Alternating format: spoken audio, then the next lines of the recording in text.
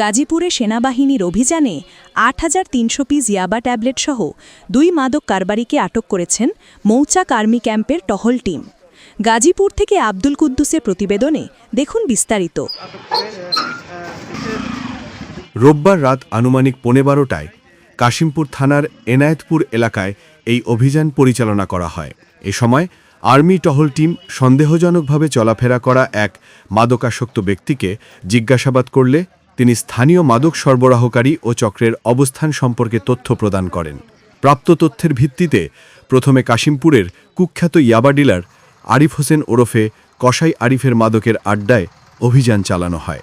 এ সময় সেনাবাহিনীর উপস্থিতি টের পেয়ে পালানোর চেষ্টাকালে মোহাম্মদ রুবেল আলম নামে এক সহযোগীকে আটক করা হয়। তার কাছ থেকে ৫,৯৯৬ পিস ইয়াবা উদ্ধার করা হয়।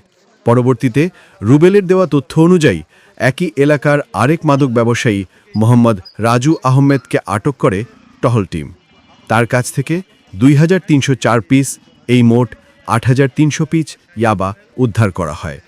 অভিযানে নেতৃত্ব দেন মৌচাক আর্মি ক্যাম্পের কর্মকর্তা মেজর ইব্রাহিম আবদুল্লাহ আসাদ। আটক ব্যক্তিরা এবং উদ্ধারকৃত ইয়াবা পরবর্তী আইনগত ব্যবস্থা গ্রহণের জন্য কাশিমপুর থানা পুলিশের কাছে হস্তান্তর করা হয়েছে।